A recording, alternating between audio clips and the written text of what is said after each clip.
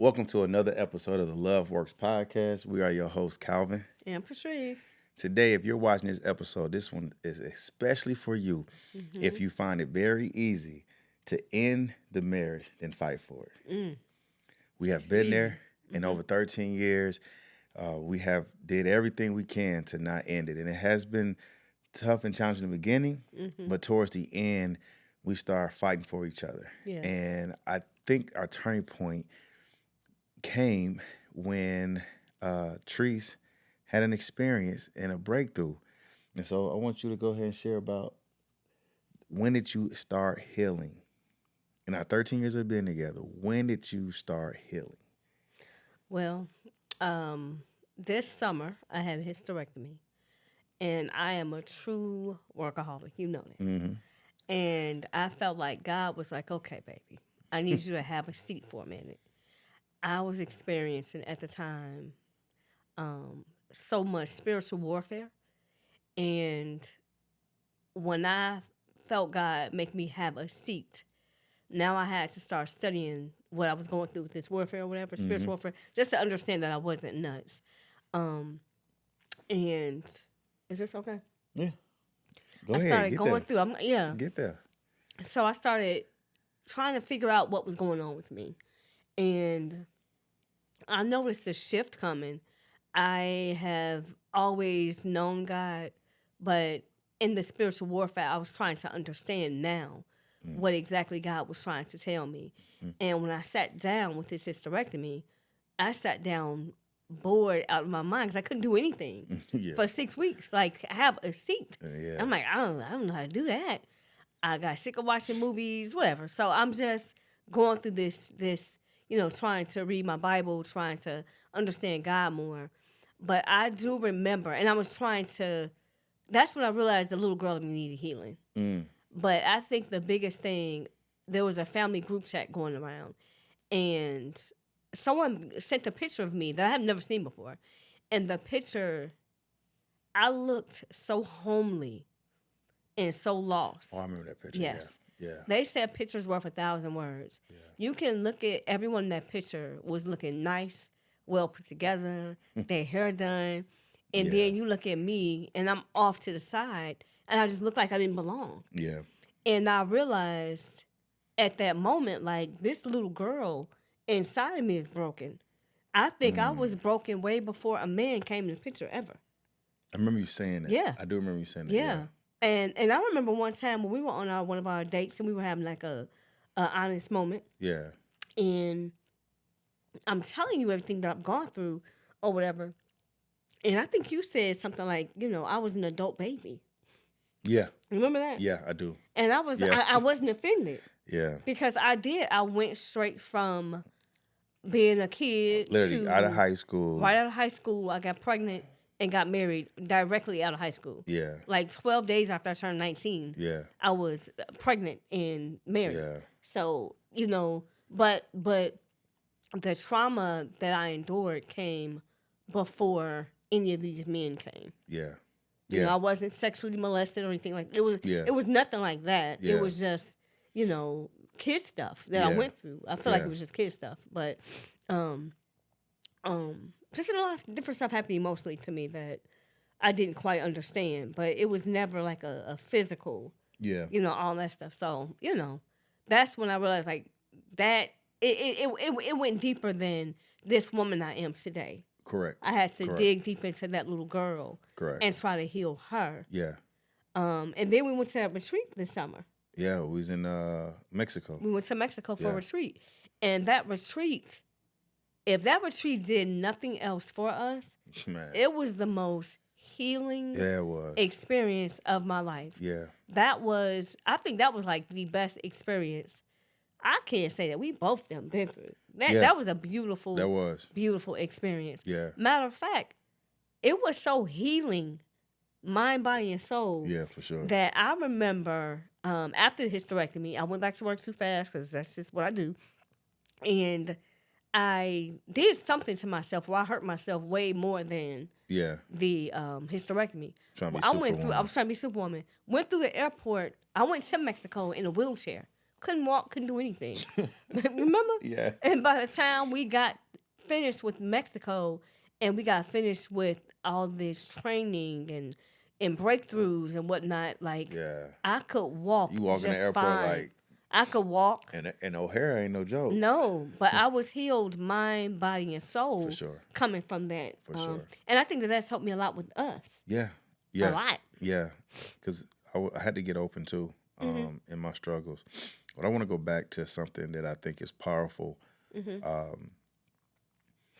We tend to look at the adult version of someone and look at how they are acting and behaving as an adult, not realizing there's a child inside of them who is broken, who has not had someone to love them correctly, someone to parent them correctly, someone to tell them that you're going to be all right, you're going to be better.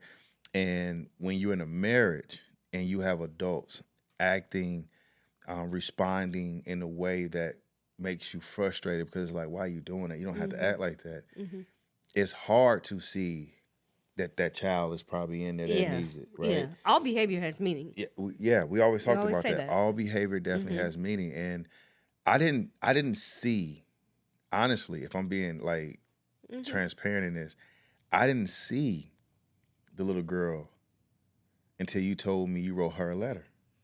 I didn't see her either Yeah. until then. And so, because all I would see is trees. Yeah. I would see the adult version trees.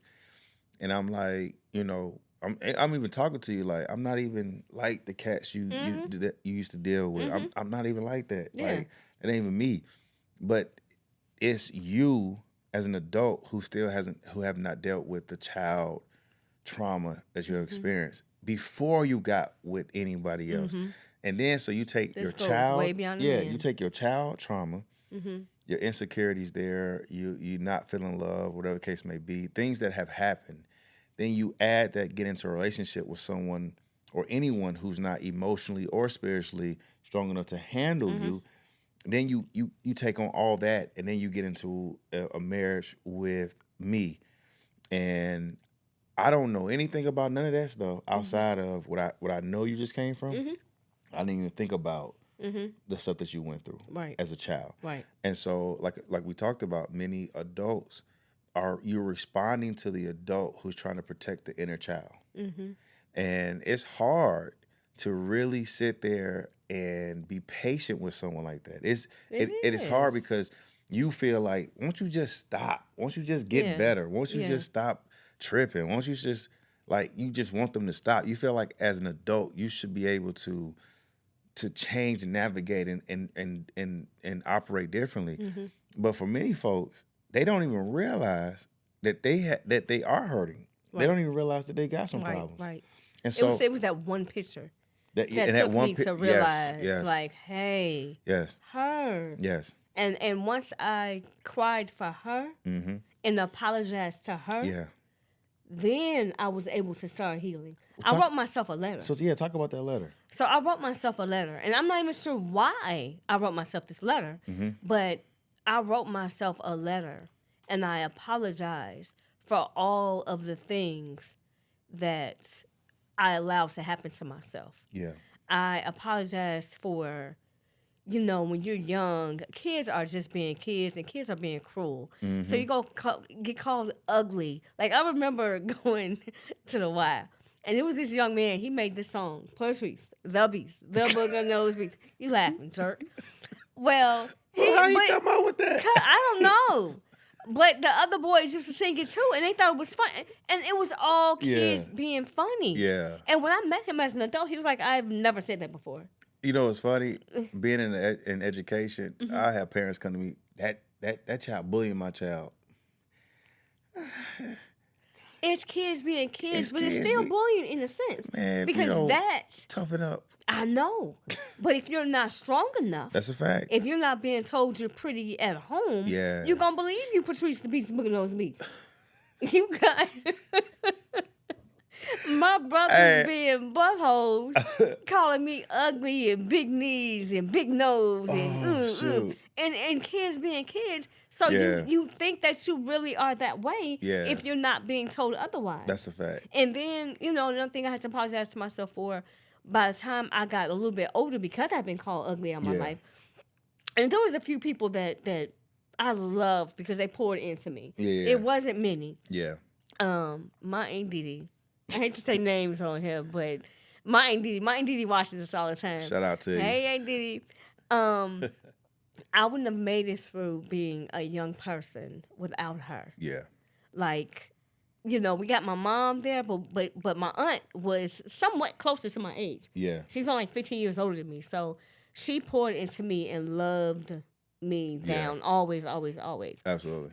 So we had people like her, but when nobody else called me cute, shoot. And so when I did get to the age and I started looking like something, then I started dressing real fast. So naturally, people thought I was fast. I wasn't fast. I was just dressing as such. You have to tell them what you shared with me about that one time you was trying to get some attention. You trying to prove a point. You went to some. No, it's too much. It's okay. Oh man. Well, I should apologize to myself now. Playing games as people do in situationships. Yeah. At this time, I'm in my probably late 20s. Yeah. I'm working out like crazy. I know that body is bodying. You hear me? I bet it was. It too. was, right? Well, Man. you caught the end of it. Don't act like you're disappointed. No. Because I you sounded real I disappointed. did sound disappointed. What? Hey, sorry. Yeah, go ahead. I'm going to keep my little story if you get in trouble. This little podcast. What's up? You saying I ain't fine no more? I ain't saying that. You definitely All fine. right. Back to the story. Okay. Yeah. So I'm working out. I'm toned. My ex was still dealing with me, but dealing with other people too. And he was dealing with this female, and not to be mean, but she didn't look like anything. So to prove a point, I pulled out my Beyonce Freakum dress, and I put this dress on. Now let me go back a little bit. Whenever I would go to the club, we ain't Kankakee, no clubs around here. Let's stop it. Whenever I would go to different places and go out, which didn't happen often, most men didn't talk to me or approach me. Yeah. I was like, I'm ugly or something? But one older man told me, he was like, no, you look like you're not going. And I never understood what he meant. Yeah. But I was like, later, I was like, oh, okay. I'm like, easy, okay. Yeah. They trying to take something home for the night, get that. And they knew they couldn't with me. But this particular night, I put my freaking dress on. I go to this thing. I know I'm killing them. I did it for a reason. What was that? I'm killing them. When you getting ready, killing you flop that dress on that bed, or I'm gonna kill him with this one. Well, it wasn't even enough to flop. That thing was little. So, got to the event. The guy sees me. What guy? And my ex. Okay. I'm sorry. My ex sees me, and I do what my point was. I knew he was going to leave the other young lady standing right there looking crazy. Yeah. And scoop me up because I knew I was bad. I knew You know what I will say. I felt like I was like the baddest thing in that night. I felt like it. However, even in me feeling bad, like I'm cold with it. Yeah. Some guy approached me and he was like, "Hey, I give you 200 to come outside with me right quick." Dang, 200? 200. I was like, "Oh my God!" But I couldn't even say anything because I'm presenting myself. Present yourself like that. I'm putting myself out there like that. So put that little low self-esteem back in your throat. Yeah. And get dressed with some real clothes on and get about this little club because that made me feel some type of way. Yeah. And I never tried to do that again. But it goes back to my point. A lot of what you done as you age, as you get as mature as an adult, you're not acting based off adult problems. You're acting off of that. That was very childlike and insecure. Yeah. That's very childlike. I remember I remember elementary school. Lord have mercy. Mm-hmm.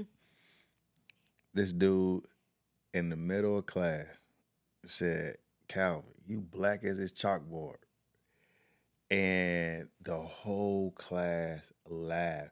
You ever seen those movies where you somebody getting laughed at and you just see everybody coming in and out? And I got so mad. I jumped up, flipped my desk, and I went in the hallway stomping, just angry. And my fourth grade teacher came out, Mr. Danish. I'll never forget this. Fourth grade. Mr. Danish came outside. He said, Calvin, come here. And I'm like this, like mad. But at the same time, like, I'm glad he came and told me to come because I would have cried. Oh. He said, Calvin, come here. I said, yeah, Mr. Danish. He said, what color is this piece of paper? I said, it's black. And he put it next to me. He said, now, you black as this piece of paper? And I was like, nah. He said, now, this is black, Works. This is black. You ain't black. So don't let nobody tell you how black you are. Now, Miss Danish white now. I figured. Miss Danish white. So he's like, don't ever let nobody tell you black. Because your skin color don't match that. And so I was like, all right. But I'm still mad. And so he said, you sit out here for a little bit, get yourself together. So I sit out there. I bet you was the cutest little chocolate boy. Man, but in my mind, all I could see when someone talked about my skin color was something negative. Something negative. Yeah.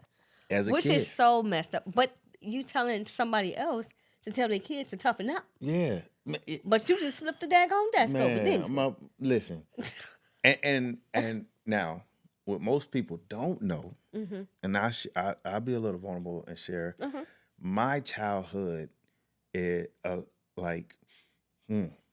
my childhood, I watched my mother physically get beat. Physically get beat. I watched her get beat by her past husband. I watched it. I saw it. And 5 years old, and you can't do nothing about it. And you want to go crazy, like angry, just angry. And you there wasn't no mama jokes with Calvin. I got kicked out of school so many times because somebody said your mama. Before you can get you was picking your teeth up. Like, you couldn't say nothing about mama.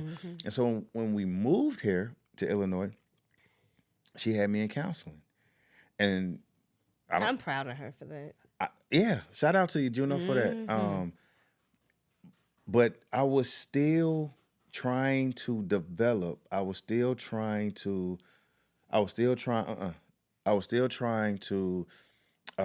grow, but I always had in the back of my mind, I'm black, and I always remember my mom getting beat. And I remember seeing it, and I couldn't do anything about it. So as I grew up, when I got angry, like, I always, like, the crazy thing about, that's why I don't like to fight no more. I don't like to fight no more. I don't like to fight. I do not like to fight. I do not. Because there's a part of me that if I get a hold of you, that childhood trauma. All I'm thinking about, that childhood trauma. Like, man, please.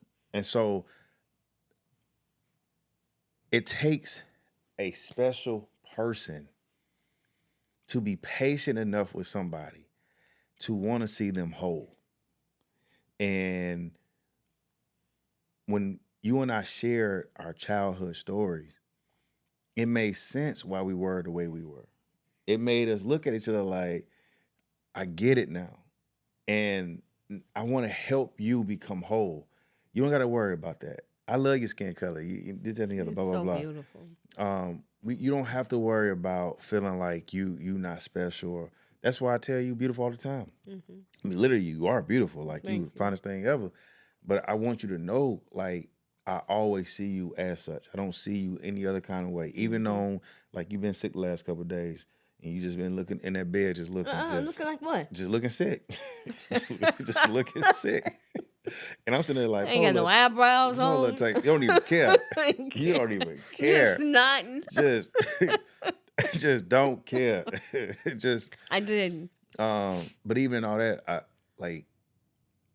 you still hold my hand. Oh, of course, yeah. Sure. But you are beautiful, and I think for those who are watching this, if you are experiencing where you want to quit, you want to give up because you're just tired, and that's okay.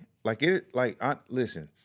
Don't let no one tell you that being tired of someone behaving in such a way is okay. Yeah. Like, there's something wrong with you for feeling. It's like, no. Right. You get tired. Like, you get tired of trying to have. You're entitled to that. Yeah. You get tired of having the same conversation. You get tired of trying to, like say it a different way to make sure it sound better. You get tired of overthinking, overanalyze. You get tired of that. So if you are in that place, I want to tell you, one, there's nothing wrong with you for feeling that way. And there's not even nothing wrong with you for wanting to throw in a towel, because that's the human nature in us. It's easier to run away, to hide, to give up than it is to keep fighting. It's always been that way in our human nature.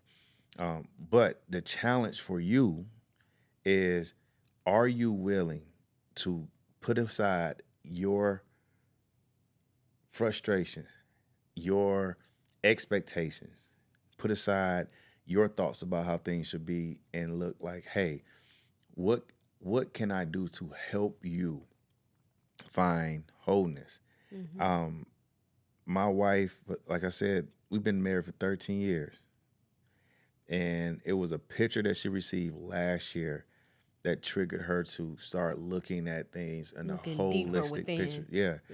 And oftentimes we don't. We look at surface level trauma to be like, let me blame this, blame that. But there are some deep issues, and you don't if most of us will be honest, man, come on. Most of us, like, all behavior has meaning. So people, even serial killers, like, it started from somewhere. Yes. That low self-esteem started from somewhere. Yeah. Before boys even got introduced to the picture or girls got introduced to the picture.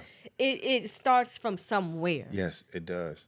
And you got to be willing to trace that thing back. Yeah. Because, go ahead. You like about this? No, go ahead. Because you cannot change behavior until you find the deep cause of the behavior, right? You got to figure out why someone's doing what they're doing. And you may look at that's how you was in your past relationship. Now you got trust issues, blah, blah, blah.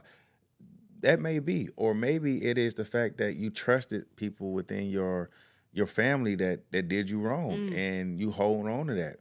Or maybe like me, you saw your mother get beat, and so everything about how you move and navigate is wanting to protect your wife from ever feeling like your mom. You know what I'm saying? Like there are plenty of reasons why people do what they do. I unfortunately, not to cut you off. No, you good. I got the positive side of, you see a young man and he's that angry. Yeah. Because somebody hurt his mom. Yeah. You will see some guys go in that route of that man and hurt their mother for too. Sure. Or put their hands on a woman. Yeah. But in this sense, yeah, you became the opposite of that. Yeah. And you were overprotective of me. Yeah. And you were so loving towards me. Absolutely. Because you don't want me to go through. Absolutely. You changed the behavior. Yeah, for sure. You changed the behavior for sure. how your mother was treated. And I would say I didn't do it on my own. Like you said, you had Aunt Dee Dee. You had other people within your family and outside your family. For me, I had Myron Porter, Dr. Myron Porter. When I was in middle school, he helped me. Oh, that phone is way over there too. Sorry, guys. That phone is way. Go ahead and get it, babe. So I had Dr. Porter, and he helped me with my studying. He helped me, develop the reading skills I needed to learn how to read, to comprehend and understand how to do certain things. And so shout out to you, Dr. Porter, for helping me realize that I am smart. Like there's something about me that I'm educated, that I can be successful in school. Then I had Coach Fox. Coach Fox at the high school, my quarterback coach. He told me, he asked me, do you want to be All-State? And I said, man, yeah, I don't know what that means, but I want to be All-State. He said, you got to do this. Yeah. And if he doesn't show up at moments when he shows up, I don't think you're talking to Calvin, who's an educated man with a master's degree, who's married. Because he was raw. He told me, like, hey, man, like, I'm a white man. In the world that you're going into, it's easy for us to look at you and not want you to be successful. But I'm on your team, on your side, because I want you to be successful. Get to college, just wilding out when I'm at the school I was at beforehand, before I went to Grambling. Then I get to Grambling, I meet my boys. I meet Q, Tolbert, Rev, the twins, I'm gonna tell you. I'm gonna tell you. A lot of people don't know this. Back 2008, 2008 Graham with the BCM. Uh, That's why you got some little ground. I didn't even think I was gonna talk about them, but back in the day we had this group, Bible group, college group. Uh-huh. Man, to this day, if this group would have stayed together, if like within the confines of what was started, Uh-huh.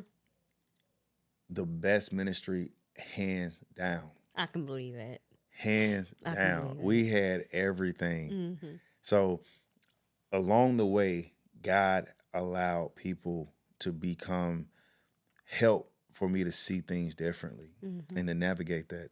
And I believe you received that. But I think in marriages, when you don't realize that you're not fighting the adult, you're not fighting the adult who, is acting the way they're acting. Mm-hmm. You're fighting something, whether from childhood or something that happened previously that has not been healed. And it's just Mm-hmm. more drama, more Mm-hmm. trauma, years and years and Mm-hmm. years of more trauma being packed on. And that person got to breathe. That person has to feel fresh air. That person has to know that they can take the time they need to become the version of themselves. Like I said, we've been married for 13 years, and you just year 13, you was like some picture came, and all of a sudden it's like, oh Mm-hmm. man, I didn't understand it, and it gave so much context to our beginning frustrations in marriage. So I appreciate you for sharing that. No problem. So I'm going to stay on board with this. Go ahead. But just venture off just a little bit here. Hey, do your thing. And I'm going to be very vulnerable here. Okay. I have a question for you. So I started off with, I guess childhood trauma, Mm-hmm. but I don't know if I want to call it that. Um, I felt unloved quite a bit as a young person. Mm-hmm. So we start there because of feeling unloved or unwanted or whatever. Now that went into my first adult relationship, which was horrific. Yeah. It was bad. Mm-hmm. I ain't gonna go there. It was bad. It was real bad. To where just dealing with different guys or whatever, you think that it's okay to be called out your name. Mm. You think it's okay to be spit on. You think it's okay to get cheated on. Like all of that past trauma made me into this person, this cold, bitter, traumatized, hurt person. With that being said, how hard was it for you when you found out these things about me? How hard was it for you to stay in there and try to love me? Was it a situation where you kind of thought about leaving before? Honestly, and I'm okay with this. What do you say? It was actually a reverse effect. It made me want to love you more. Honestly, it really did make me want to love you more. What was hard was losing myself trying to give you peace, and no matter what I did, it never gave you the peace you needed. That's That was because it hard, had nothing to do with you. without a doubt. Now I know. Yeah. Now we know. But that was the hard part. That was where I was like, I can't keep doing this, because like no matter what I like, all right, that didn't work. Try something else. That ain't, like Cat Williams. Try this. That don't work. Try this. That don't work. Like I was trying, and like it was never working. That was hard. That was difficult. But seeing your, hearing you share what you shared with me, it definitely gave things a perspective. But it also made me want to love you more, because like I told you this before, when I heard what you shared with me, I remember instantly seeing my mom in some of those same situations. And I always said, as a young man, I don't even know why you said this, Lord, when you give me a wife, I am going to love her like my mama should have been loved. I always said that. And so I know you was not those things that you said that you experienced. I know you wasn't that. I also know, to this day, I always like, man, you so fine, but you don't even walk around like you fine. You just a clueless. I'm like, if you only knew how fine you was.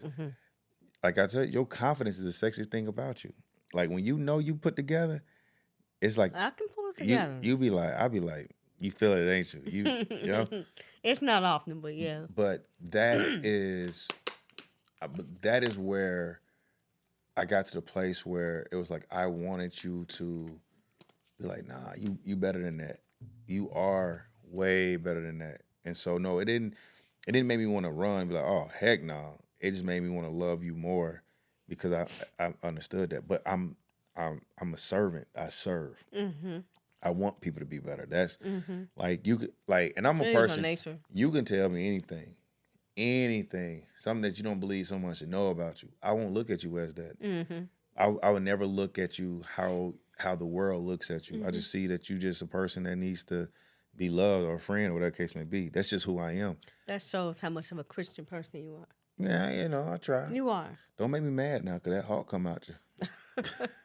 But that what you just explained, Yeah. how your heart is, Yeah. that's how Christ loves us. He's not gonna look at us. I no want somebody to type do of that way. with me. Like, Absolutely. Like, please don't let I'm like, and once again, people one of the grace. things I shared with you, we did a video before in the car. It was like you never looked at me the way someone probably would have looked at me if they knew everything that you knew. You never looked at me like you never judged me based off that. And so, no, So dope. it wasn't hard. It was easier to love you. Like I said, the only thing that was hard was nothing I did worked, and I was running out of ideas. I felt like I was spinning my wheels trying to create this atmosphere for you, an environment for you to be like, oh, he's good, not knowing that when someone's truly healing, this is not oh, we figured out the problem. Tomorrow we don't gotta worry about anything because now that the problem is you're gonna work.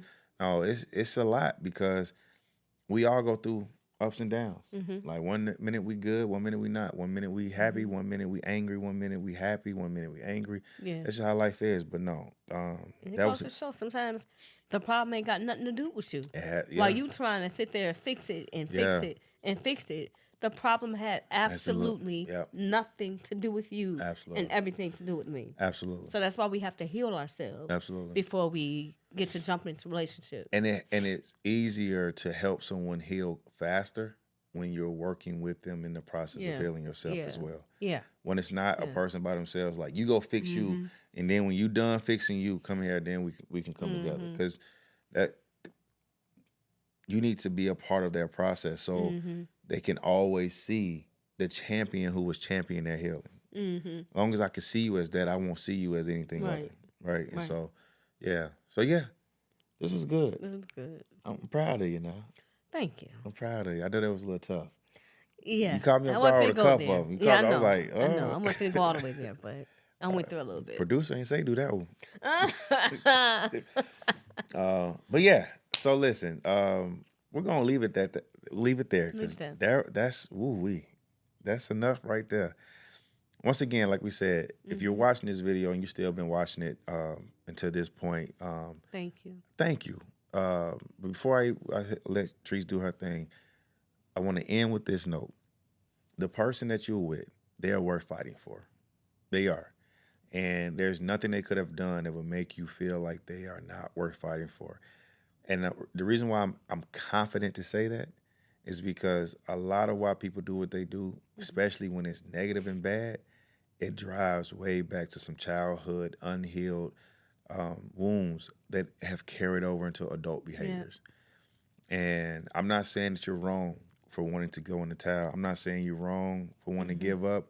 I'm not even saying you're wrong for even filing the divorce papers. What I am saying is that person is worth fighting for. And if you have the ability to see past their adult behaviors and look at some of the things that have happened to them as a child, you might discover the very wound that is being triggered by your presence, your voice, your language, your actions. And that may be the starting point of healing, and that being your best friend again. the person that you fell in love with, why you got in love, why you got married, and why you have kids. And then on top of that, if you do have kids, it's important that you help them through their healing of their childhood trauma and let them not repeat your behaviors because you choose to not deal with yourself. Let them break that cycle. Break it now. Let them not carry that on to their kids. All right? So that's my little spiel. God is good. God helped us. God is great, as they say in the black church. God is good. God is great. God is great.